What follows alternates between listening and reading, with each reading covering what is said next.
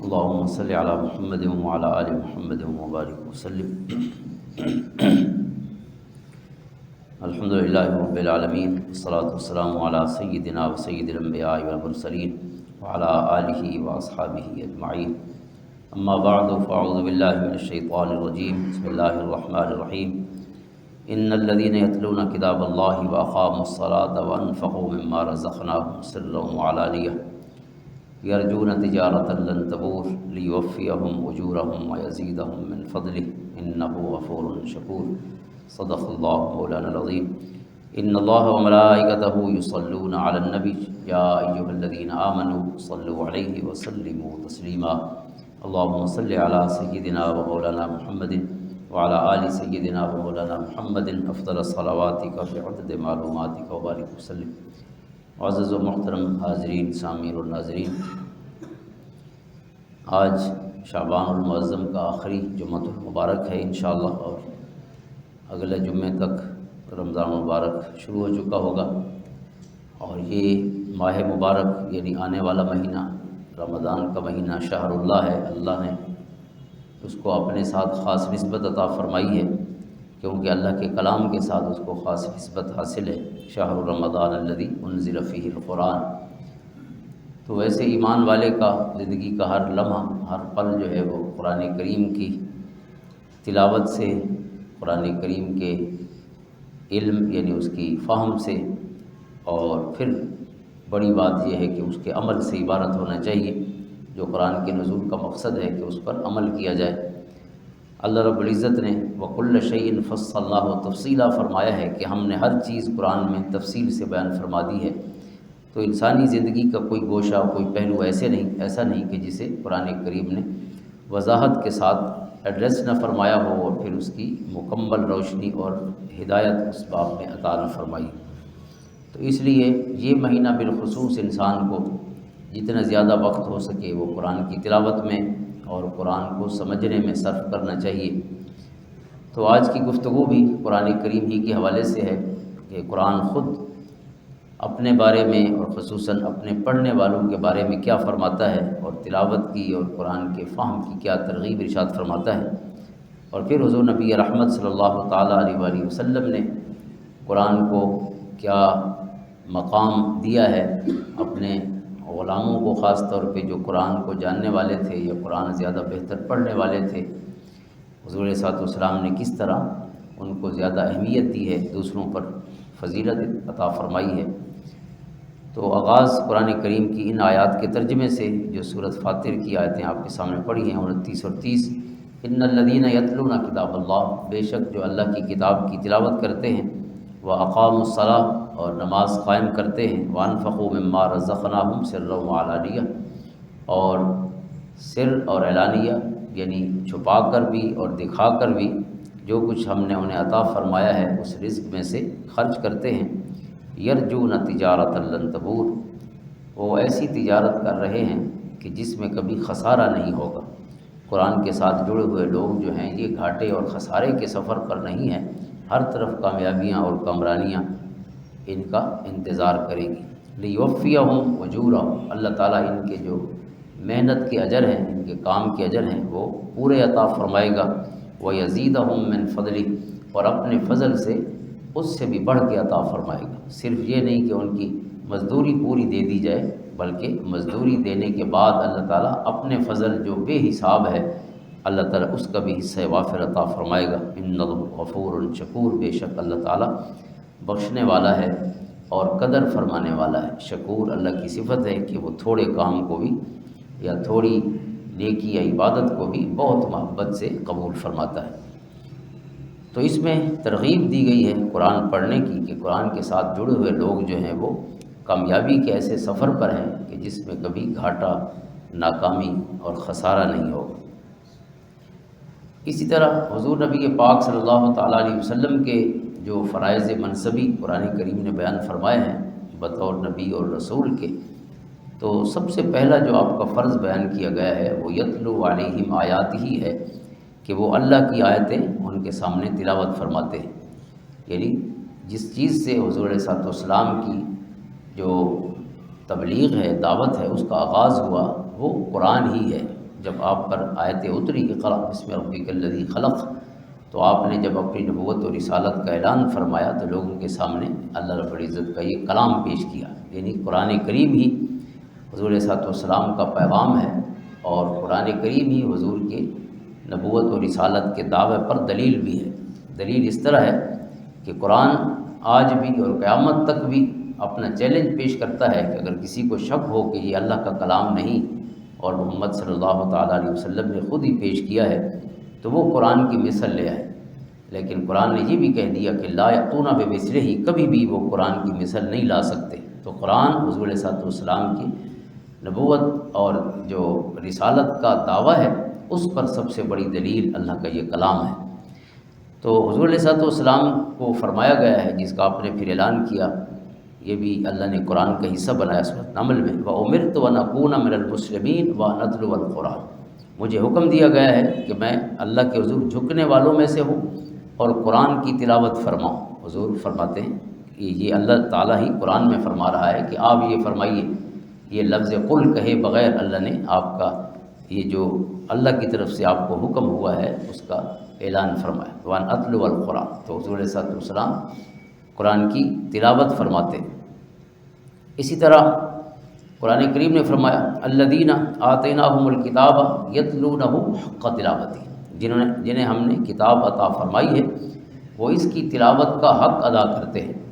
اولئک یؤمنون بہ، یہی ہیں جو دراصل قرآن پر ایمان لانے والے ہیں کہ جو اس کی تلاوت کا حق ادا کرتے ہیں، یعنی جو قرآن پڑھے ہی نہیں تو گویا اللہ کی طرف سے یہ جو ضمانت ایمان ہے ان کی، یا اعلان ایمان ہے، یا اللہ تعالیٰ کی طرف سے ان کے اعلان کا ایک ایمان کے بارے میں اعلان کیا گیا ہے کہ وہ ایمان والے ہیں، تو وہ اس کے صحیح مستحق نہیں ہیں جو قرآن سے دور ہیں۔ فرمایا جو قرآن کی تلاوت کا حق ادا کرتے ہیں اولئک یؤمنون بہ، وہ دراصل اس پر ایمان لاتے ہیں۔ جس نے کبھی مڑ کے دیکھا ہی نہیں کہ اللہ کی کتاب کہتی کیا ہے یا ہے کیا، اور جب کبھی سپارہ اسے تھما دیا جائے تو وہ دائیں بائیں دیکھے کہ کوئی چور دروازہ ملے اور میں وہاں سے بھاگ جاؤں، اس قرآن سے جان چھڑا کے آپ اندازہ کریں کہ انسان جو ہے وہ ایمان کا دعویٰ بھی کرے اور ایمان والوں کا بچہ بھی ہو اور اس کے بچے بھی ایمان والے ہوں، اور قرآن سے اس کے ربط کا یہ تعلق ہو کہ اگر قرآن کا پارہ اسے پکڑا دیا جائے تو وہ 1.5 گھنٹے تک ایک ہی سپارہ پکڑ کے بیٹھا رہے، پوری زندگی اس نے یہ نکالی ہے اللہ کی کتاب کے لیے جو احسن الحدیث ہے، اللہ نزل احسن الحدیث۔ اور پھر اکثر آپ دیکھیں گے کل کی محفل میں قرآن خوانی میں جو قرآن تھامے ہوتے ہیں ان کی زبان بند ہوتی ہے، لب ان کے بند ہوں گے، وہ صرف قرآن کی زیارت کر رہے ہوتے ہیں۔ قرآن کی تلاوت یہ ہے کہ اسے لبوں سے ادا کیا جائے، اسے پروناؤنس کیا جائے کہ ایک لفظ کو الحمدللہ رب العالمین، یہ نہیں کہ صرف میں دیکھتا رہوں اور جو ورق ہیں وہ الٹتا چلا جاؤں، یہ قرآن کی تلاوت نہیں، نہ اس کا ثواب تلاوت والا ہے، یہ قرآن دیکھنے کا ثواب ہے، اللہ کی کتاب ہے، اس کی زیارت بھی باعث ثواب ہے، لیکن بہرحال تلاوت وہ نہیں ہے۔ تلاوت یہ ہے کہ قرآن کے لفظوں کا صحیح تلفظ انسان اپنی زبان سے کرے۔ اسی طرح جیسے نماز میں انسان جو اذکار ہیں نماز کے یا تلاوت ہے وہ کرتا ہے تو وہ بھی دل میں نہیں کرنی چاہیے، سبحانک اللہم وبحمدک وتبارک اسمک وتعالی جدک ولا الہ غیرک، یہ الفاظ کہے جائیں، ورنہ انسان کو نماز تو یاد ہوتی ہے تو وہ دل ہی دل میں دہراتا چلا جاتا ہے، تو دل والی نماز ہے ہی نہیں۔ ائمہ نے لکھا ہے کہ نماز اسی وقت بنتی ہے جب انسان کے اپنے کان سن رہے ہو کہ وہ کیا پڑھ رہا ہے، تو یہی حکم جو ہے قرآن کریم کی تلاوت کا ہے۔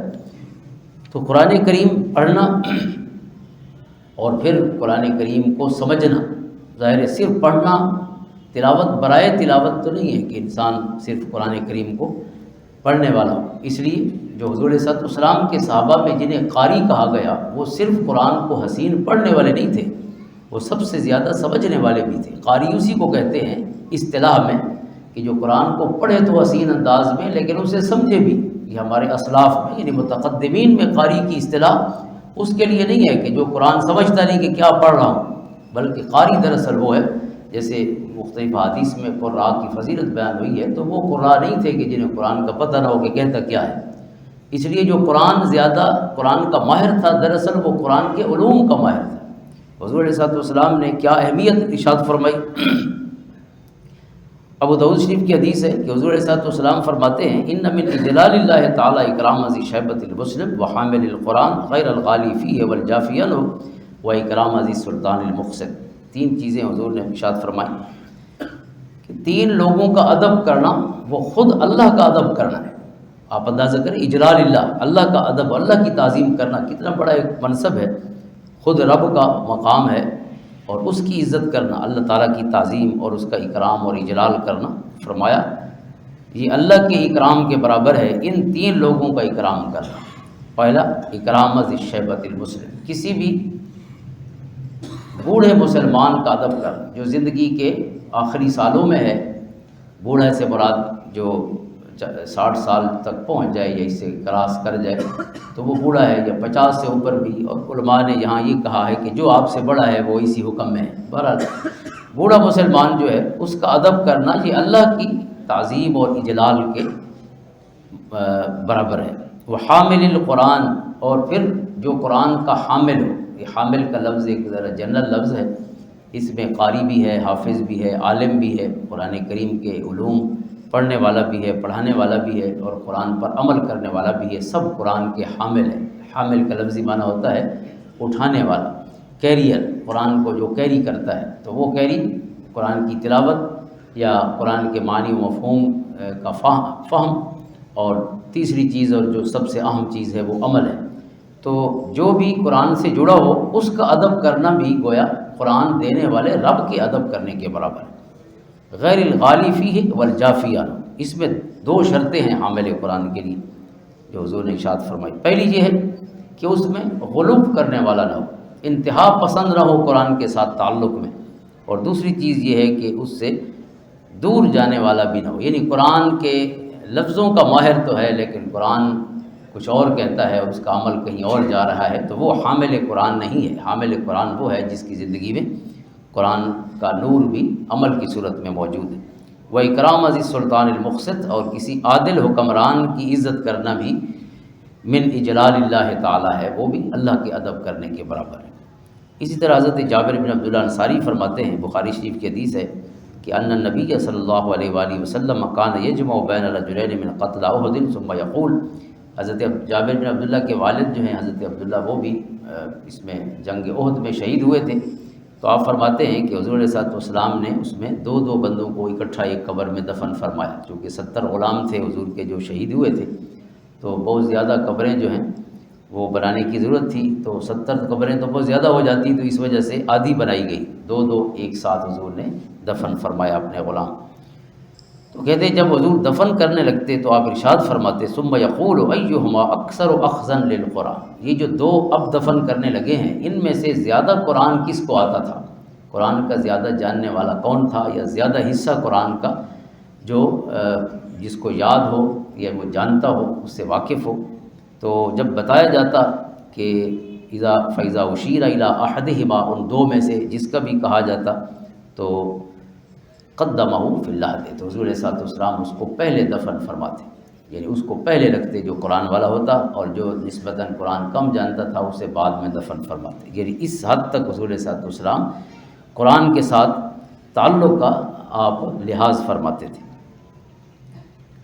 اور حضرت عمر رضی اللہ تعالیٰ عنہ کا ایک قول ہے، بڑا اہم بھی ہے، کہ تفقہوا قبل ان تسودوا، آپ فرماتے تھے کہ اس سے پہلے کہ تمہیں کوئی عہدہ دیا جائے، سرداری دی جائے، اس سے پہلے فقہ یعنی قرآن کا علم حاصل کر، یعنی جب علم نہ ہو اور انسان کو کوئی سرداری یا کوئی عہدہ دے دیا جائے تو علم کے بغیر اسے کیسے نبھائے گا۔ اور سیدنا علی المرتضیٰ رضی اللہ تعالیٰ عنہ کا ارشاد ہے، مسند دارمی کی حدیث ہے کہ انہ قال یا حملۃ العلم اعملوا به فإن العالم من عمل بما علم، حضرت علی المرتضیٰ رضی اللہ تعالیٰ اپنے خطبات میں فرمایا کرتے تھے کہ اے علم والو تم اپنے علم پہ عمل کرو، چونکہ عالم صرف وہ ہوتا ہے جو اپنے علم پر عمل کرتا ہے۔ ووافق علمہ عملہ، جس کا عمل جو ہے اس کے علم کے مطابق ہو وہی علم والا ہے، جس کا عمل کہیں اور جا رہا ہو اور علم اس کا کچھ اور کہتا ہو تو پھر وہ نہ اس کی کوئی فضیلت ہے اسلام میں، نہ وہ علم والا ہے۔ لہٰذا حضرت امام شامی رحمۃ اللہ تعالیٰ علیہ ہمارے فقہائے احناف میں سے بہت بڑے فقیہ ہیں، تو انہوں نے بڑا کلام کیا ہے اس موضوع پر۔ وہ فرماتے ہیں کہ علم کی جہاں بھی فضیلت ہے قرآن کریم میں یا احادیث میں، تو کوئی شخص کہ جس نے صرف کتابیں رٹی ہوئی ہیں وہ خوش نہ ہو کہ یہ میری فضیلت بیان ہو رہی. فرمایا یہ تو ڈیٹا کلیکشن ہے کہ انسان اپنے اندر علم سٹور کرتا رہے، اس کے عمل میں کچھ نہ ہو. تو اسلام میں اس کی کوئی فضیلت نہیں کہ انسان نے چیزیں یاد کر رکھی ہو. فضیلت یہ ہے کہ وہ چیزیں اس کے عمل میں ہوں، چاہے وہ کم بھی ہو. لما تقولون ما لا تفعلون، قرآن کہتا ہے ایمان والو وہ کیوں کہتے ہو جو تم خود نہیں کرتے. تو اس علم کا کیا فائدہ ہے؟ قرآن کریم نے تو سب سے یوں سمجھیں کہ سخت مثالیں جو دی ہیں وہ علم والوں کی دی. حالانکہ قرآن کا علم الامثال قرآن کے علوم میں سے بہت بڑا علم ہے. علم الامثال قرآن نے چیزیں مثال دے کے بیان فرمائی ہیں. لیکن کفار کے لیے یا منافقین کے لیے دیگر کئی یعنی منکرین کا ذکر ہے، ان کے لیے جو تشبیہ ہے قرآن کی اتنی سخت نہیں جتنے علم والے کے لیے سخت تشبیہ دی ہے اس علم والے کے لیے کہ جو عمل نہ کرتا. ایک جگہ اس کو گدھا کہا ہے، حالانکہ باقی کفار کو قرآن نے من جملہ یعنی مجموعی طور پہ انہیں کل انعام کہا ہے. اولئک کل انعام بل هم اضل، کہ وہ جانوروں کی طرح ہے جو اللہ کو نہیں مانتے. لیکن جو علم والا ہو کر عمل نہیں کرتا، قرآن کے بالخصوص اس کو گدھا کہا ہے کہ وہ گدھے جیسا ہے کہ بس اس پہ کتابیں لدی ہوئی ہیں، باقی عمل شمل کوئی نہیں. اور دوسری جگہ اس کو کتا کہا ہے فمثلہ کمثل الکلب. اس سے بڑی مثال کیا ہو سکتی ہے یعنی اس کی وعید کے حوالے سے کہ وہ کتے کی طرح ہے کہ وہ صرف زبان نکال کے ہر وقت کھانے کے چکر میں ہے، باقی عمل کو نہیں جاتا. کتے کا کیا کام ہے کہ وہ ہر وقت جو ہے خوراک کی تلاش میں ہے. تو جس نے اپنے علم کو بھی صرف ذریعہ کمائی یا انکم کا ذریعہ ہی سمجھا ہے، باقی علم سے کوئی نور اور روشنی حاصل نہیں کی، تو یہاں قرآن کریم کہتا ہے کہ وہ اللہ کی بارگاہ میں اس کی یہ تشبیہ ہے. تو اس لیے علم عمل سے جڑا ہوا ہے. تو قرآن کا علم، قرآن پڑھنے کا مطلب بھی اس پر عمل کرنا ہے، اس کو سمجھنا ہے اور عمل کرنا ہے. اور اس لیے قرآن کی تلاوت کی بھی بڑی فضیلت ہے. سنن دارمی کی ایک حدیث ہے من قرأ القرآن ثم دعا امن علی دعائہ اربعۃ آلاف ملک. حضور نے فرمایا کہ جس نے قرآن پڑھا اور قرآن جہاں ختم کیا وہاں دعا کی تو اس کی دعا پر 4000 فرشتے آمین کہتے ہیں. جہاں قرآن کی تلاوت ہو اور دعا کی جائے. اس لیے ہم یہ برکت تو حاصل کرتے رہتے ہیں کہ قرآن پڑھوا لیا اور پھر وہاں آخر میں دعا کرا لی. تو اس حدیث یہ اصل ہے اس کی. اور بھی اس طرح کی حدیث ہے کہ قرآن اکٹھا پڑھ لیا جائے اور اس کے بعد دعا کی جائے. تو یہ قبولیت کی گھڑی ہے. 4000 فرشتے جہاں آمین کہیں تو پھر اس کی قبولیت میں کیا شک رہ جاتا ہے. لیکن بہرحال کوشش یہ ہو کہ یہ قرآن پڑھنے والا بندہ خود ہو. یہ دوسروں سے پڑھوانا ظاہر ہے وہ بھی ثواب کا کام ہے، لیکن اصل چیز تو خود ثواب حاصل کرنا ہے. اور ایک حدیث میں حضور نے فرمایا ان للہ اہلین من الناس، لوگوں میں کچھ وہ ہیں کہ جو اللہ والے ہیں. ویسے تو ہر کوئی اللہ والا ہے چونکہ اللہ کا بندہ ہے، لیکن کچھ لوگ بالخصوص یہ نسبت رکھتے ہیں اللہ والا ہونے کی. قالوا یا رسول اللہ صلی اللہ علیہ وسلم من ہم، عرض کی گئی یا رسول اللہ صلی اللہ علیہ وسلم وہ کون ہیں؟ تو فرمایا ہم اہل القرآن، وہ جو قرآن والے ہیں. اہل اللہ و خاصتہ، وہی اللہ والے ہیں اور وہی اللہ کے خاص بندے ہیں. تو جس کی نسبت قرآن سے نہیں ہے گویا اس کی نسبت اللہ سے نہیں ہے، چونکہ اللہ کا کلام، اس کی ہدایت، اس کے نور، اس ہدی للناس ہدی للمتقین وہ قرآن ہے، وہ روشنی ہے. تو یہ مہینہ بالخصوص اللہ ہمیں توفیق دے کہ رمضان کا جو مہینہ ہے یہ قرآن کی صحبت میں، قرآن کے قرب میں، قرآن کی تلاوت میں، قرآن کے فہم میں، اس کی تفہیم میں گزارا جائے. تو اس مسجد میں بھی انشاءاللہ پہلے بھی اہتمام ہوتا ہے تراویح کا، اور ساتھ جو آخر میں خلاصہ مضامین قرآن ہوتا ہے. انشاءاللہ جو احباب قریب ہیں تشریف لا سکتے ہیں. تو یہ اپنی ایک کوشش ہے کہ تاکہ ہم جب تک زندگی ہے تو قرآن سے یہ تعلق جڑا رہے. تو 25 روزہ ہمارے ہاں تراویح ہوتی ہے اور آخر میں خلاصہ جو ہوتا ہے تراویح کا.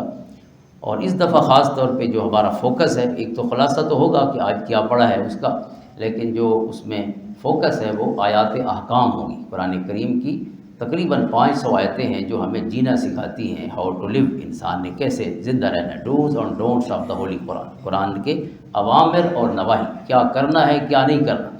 تو آخر میں جو آدھا گھنٹہ ہوتا ہے یہ درس، تو اس میں انشاءاللہ 10 منٹ جو ہیں بالخصوص یا اس سے زیادہ، کیونکہ مدنی صورتوں میں احکام زیادہ ہیں، مکی صورتوں میں احکام کم ہیں، تو ظاہر ہے پھر اسی ترتیب سے زیادہ وقت جو ہے وہ آیات احکام کو دیا جائے گا تاکہ بندے کو پتہ تو ہو کہ یہ قرآن ہمیں کیا کہتا ہے. خصوصاً وہ آیتیں جو ہمیں آواز بھی دیتی ہیں، حق علی مرینین یا ایھا الذین آمنوا، اے ایمان والو، وہ 89 آیتیں ہیں، 89 ہیں. تو ان کا تو پتہ ہو کہ جب رب نے ہمیں آواز دے کے پکارا ہے تو ہمیں کیا کہا ہے. پوری زندگی بندے کو پتہ ہی نہ ہو، عمل تو اگلا سٹیپ ہوتا ہے، اور جاننے کی کوشش ہی نہ کرے، تو آپ خود سوچیں یہ استخفاف کی کون سی منزل اور درجہ ہے، یعنی اللہ کے حکم کو ہلکا سمجھنا، اتنا ہلکا کہ پوری زندگی گزار کے مومن کے اندر یہ پیاس اور تس بھی پیدا نہ ہو کہ میرے رب نے مجھے آواز دے کے میرے ساتھ کیا کلام فرمایا۔ اللہ تعالیٰ ہمیں توفیق دے۔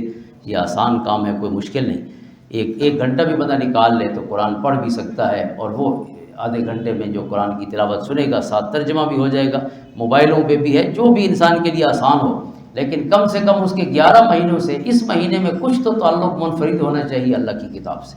اللہ ہمارے لیے آسانیاں فرمائے، جذبات عطا فرمائے، اور قبولیت کی گھڑیوں میں اپنی بارگاہ میں ہمیشہ حاضر رہنے کی توفیق عطا فرمائے۔ اللہم صلی علی محمد و علی